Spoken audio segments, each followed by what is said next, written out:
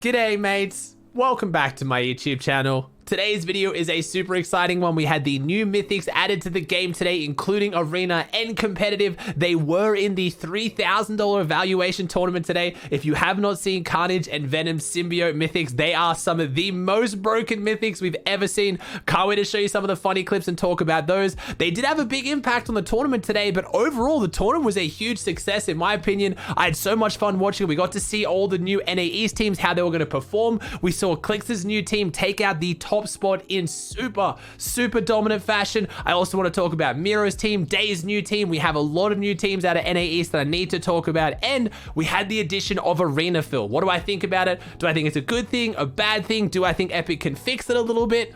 There's a lot to talk about. Let's just jump into it. Let's start off with these mythics because, man, they are absolutely hilarious. I mean, they're hilarious to watch. They're hilarious to use. They're not too fun to go up against, though. So they're in pubs, arena, and therefore competitive tournaments as well. If you're wondering how you get them or if you haven't seen them today, they kind of function like the Thanos Gauntlet. They don't start at the start of the game like Thanos where you can just insta-drop in on everyone's pickaxe and each other trying to get it. They show up at the start of first zone. So if you're wanting to abuse these mythics and have some fun with them like I was today, you want to drop somewhere near the middle of the map that has crazy mobility. I've been dropping at the IO house just near Weeping because you have the launch pad or you have the IO cards so you can instantly get loot and then rotate to wherever they spawn because you're right at the center of the map. They are very OP, and I know what you're thinking, Ozzy, you keep saying you want fun things, you want mythics in the game, and now you're going to complain about these being too strong. Calm down, let me talk about it. These things are busted. I had so much fun playing arena and pubs, like even when I died to them, I didn't mind. Like I do want some fun in the game again, but for the tournament today, I have never seen the pros complain this much since like mechs, and I'm not even kidding. And again, they have the right to do so. If you watch how this item works, it breaks through up to 10 structures. I'm talking like wall, stair, cone, wall, floor, cone, stair, wall. It's gonna break through all of those and grab you and pull you into their box where they can then one pump you, especially in trios when the two teammates are standing there ready with a shotgun to one pump you. It's a little bit much. Not only that, it also does 60 damage when it hits you, and it gives glider redeploy. So before you jump all over me in the comments because you guys are freaking out that I keep saying I want Slank and now I want it out of the game, it needs to be nerfed a little bit. I still think it could function in competitive in some form. Maybe it only breaks one build. Maybe it has a much longer cooldown because right now it's on 10 seconds. It's a little bit much, but overall, it was really fun to watch a tournament with mythics in the game again. And I don't have to play tournaments. If I didn't care about the health of competitive Fortnite and I just wanted some fun, I'd say leave it in. It was some of the most fun gameplay I've ever watched, but I can understand why so many pros were so pissed off because teams were not qualifying for the second round of the evaluation tournament today purely because of this item. I do like the element of the fact that it's not at a drop spot. I like that it just randomly spawns around the map. It makes it feel a lot more fair in the sense that everyone gets a chance to use it and you have to kind of adapt to whether you use it or whether you're versing it compared to having it at one drop spot. Some pros and people would argue they like having it at one drop spot because it makes it more fair that you can then all drop on it. If you want the crazy item, you got to fight people off to get your hands on it, but it's a fun item.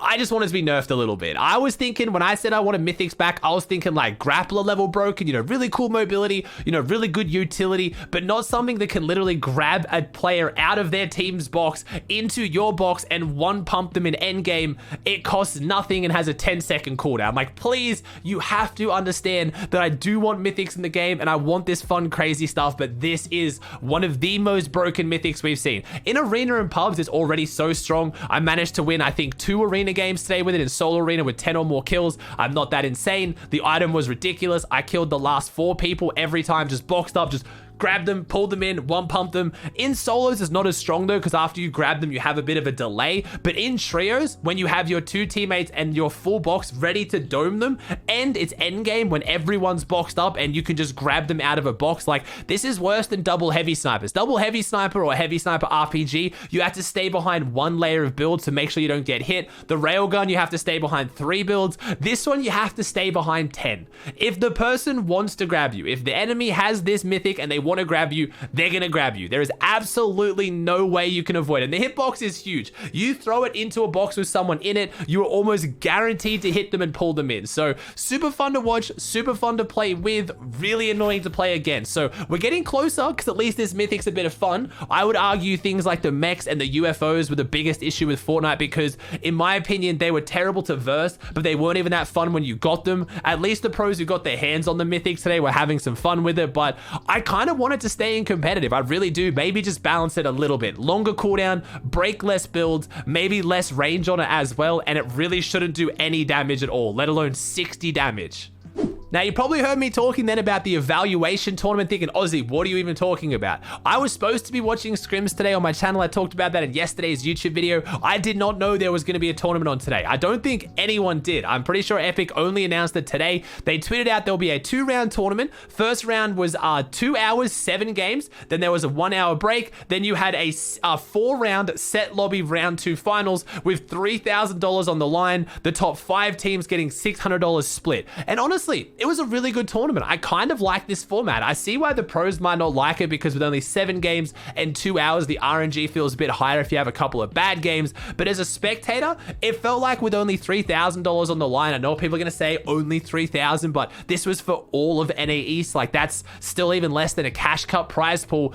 It felt good that if it's going to take place across 2 rounds, it would only be 4 hours. If it was 3 hours, 10 games, then they had 6 games in the finals, I feel like people would have got bored. But because of the format shift, it actually felt pretty exciting. I've really enjoyed watching it, but most notably, it was a really good chance to get a look at some of these new teams that I was already gonna talk about in today's video. Most notably being Clix, Sprite, and Tahi, who managed to win the whole tournament, absolutely dominating. This was a 2-hour, 4-round tournament. They managed to get half their existing points on top of second. They got 150 points, and second got just over 100. They absolutely dominated. They got a second, I think it was an 8th, and then a first. I would check for you like I normally would, but unfortunately the leaderboard isn't available inside our Fortnite tracker, and it's not available in the compete tab. They put it on private, so you have to actually have qualified to see it, but just rest assured, they absolutely dominated. They played so phenomenally well. A lot of you guys asking, is this an official team?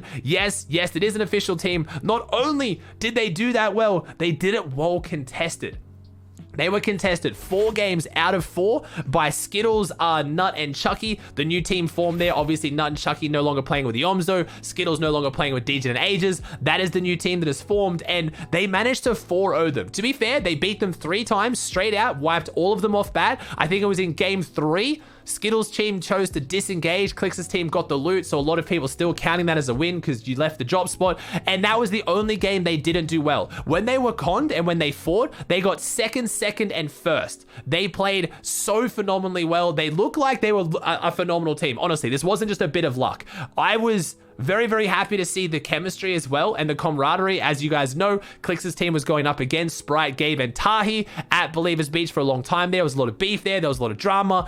But it was always interesting because Clix would then go and play with Tahi and Sprite in Arena, and they would have fun. And I feel like a lot of Clix fans never really forgave Gabe, Tahi, and Sprite. But during the whole situation, even in my YouTube videos, you can go back, I always said they actually seem like they're pretty good friends. It's just spawn beef. And honestly, Gabe, Tahi, and Sprite are a phenomenal team who have been going Believers Beach for a really, really long time. If anything in that whole situation, it was Clix's team that was griefing Gabe's team because they had already been there for so long. Clix's team wasn't convincingly beating Gabe's team on spawn, so you would expect them to leave because they weren't already there. So it's interesting to see it come full circle, and I think if you watch Clix's stream at all, you'd say the same thing.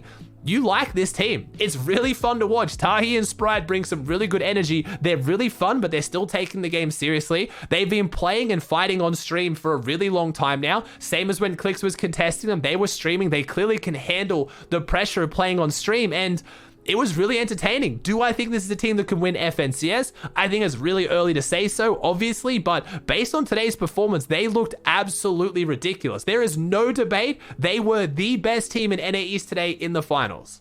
Now, I know you're probably thinking Ozzy wasn't Clix Day and Miro playing together. They were up until a few days ago, and now we've had some team swaps. Like I said, we now have Clix, Tahi, and Sprite. So that means Miro is now playing with Threats and Rise. So instead of Jamper, Threats, and Rise, it is now Miro, Threats, and Rise. Jamper is actually going and playing with Day and Tragics. So we now have Miro's team going Holy Hedges, which is where Rise and Threats have been going for seasons now. And we now have Jampa, Tragics, and Day taking over Dirty Docks. And both those teams are phenomenal. Honestly, I really think out of these three players, I would have loved to watch Clix, Day, and Miro, but I truly think they have all ended up with far better teams that fit their dynamic. Everyone is getting to play the roles that they want. I feel like Clix really didn't want to go into that kind of endgame IGL role that he was probably going to have to go into with Day and Miro. Miro is getting very, very good at IGLing early and mid game, but it's just, I think endgame, he doesn't really take over tarping too much. That was going to be Clix's duty. I think Clix has found a really good team now with Tahi doing a lot of the IGL calling, especially early game. It looks like Sprite actually makes a lot of their rotational calls as well, which is interesting to see. And then now Day, Jampa, and Tragic. This one was interesting for me because I myself always personally thought that Jampa wasn't that much of an IGL. If you guys don't know what IGL means, it means in-game leader, the one making the decisions. I always thought that even when Jampa was playing with Booger and Avery, Booger did most of the calling. Avery would try to co-IGL a little bit and Jampa wouldn't do much. But I was actually talking to Booger himself and he said, look, I mostly co-IGL with Jampa and he's a really good IGL. So I'm guessing Jampa, Tragics, and Day, they've got a really good shot and they came third today. So we managed to have Kanata, Degen, and Aegis, a brand new team, come in second. Talked about Clix, Tahi, and Sprite in first. Then we had Jampa, Tragics, and Day in third. Then we had Glyph, Threats, and Zyper, I'm not really sure, sorry, in fourth. And then we had Qua, Paper, and Iomzo in fifth. We had 5 brand new teams all get top 5 today. We even had an EU team, Thomas HD and Nas and Queasy just placed outside of money in 6th. Queasy's power actually went out in the third game. They only lost by 2 points off money, so I'm sure if that didn't happen, they would have placed. But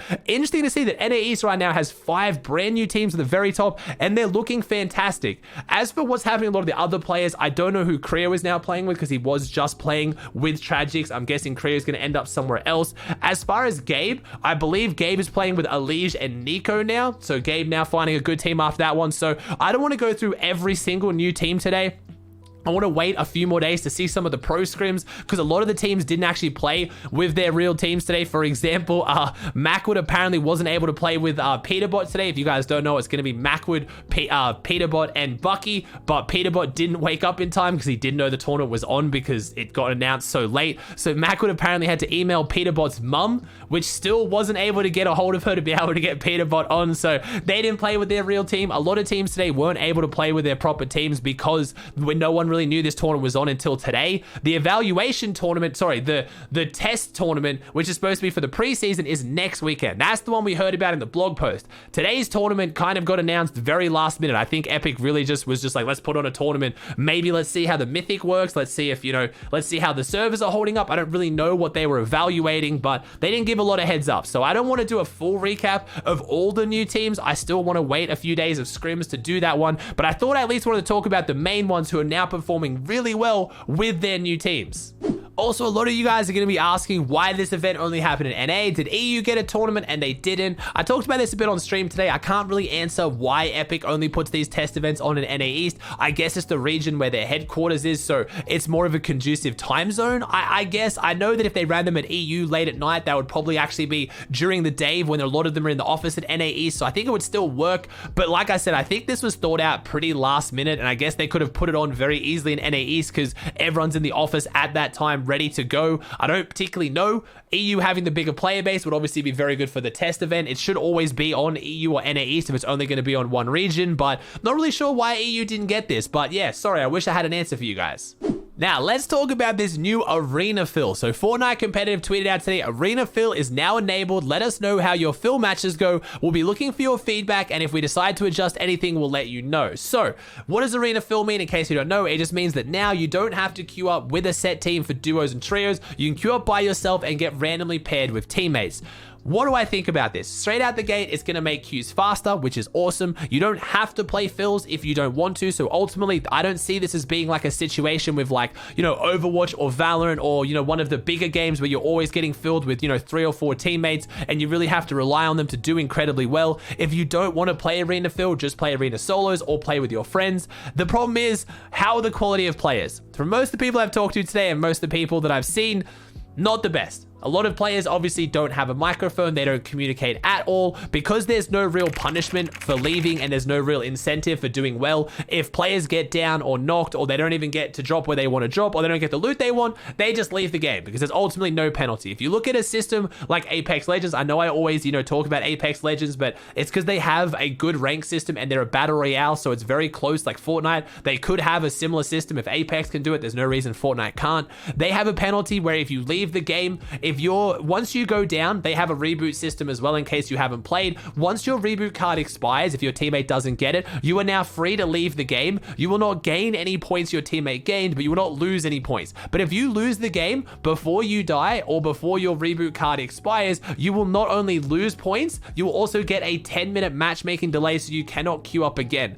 A system like that is very good when it comes to fills, so players don't just leave the game and grief you. Now, at the same time, because there is still no real reason to care about your arena points, there's no reason to gain them. Once you get 6,000, you can play in any tournament you want, and once you're over 4,000, you're versing anyone on any points. I've talked about this before. Without that real incentive to want to do well, it doesn't make teammates communicate or try very hard. Where if you're playing a game like Apex, where it has a proper rank system and you want to go to the next rank, you want to get the cosmetics, you want to unlock the cool, badges, whatever it be, you need to try hard because you don't want to lose your points and D-rank back down. Because Fortnite doesn't have that, it doesn't really promote teammates to try that hard or really care. So what's the experience so far? I don't think it's that great in my opinion. It's cool they added it because like I said, some of you guys might really want it and it's not hurting me because I'm just not going to do it. If I want to play with teammates, I'm just going to get some of my friends or get some people to play with. Obviously not all of you guys have that luxury, which I get, but I think for the most part, you're going to find that at least half your games or more, I would say 80%,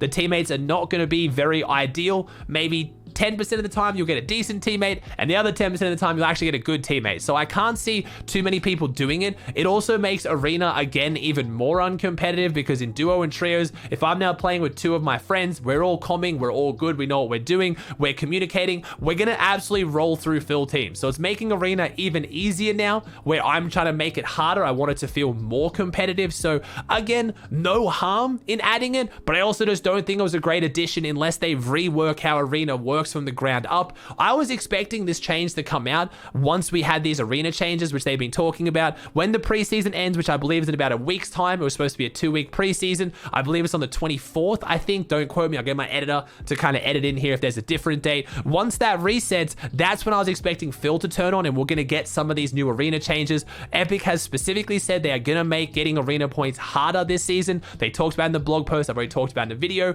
We don't know what that's going to look like yet. A lot of you guys keep asking me, oh, does that mean we're going to get a redone arena system? We're going to get ranks like you've been asking for, cosmetics, new tournaments?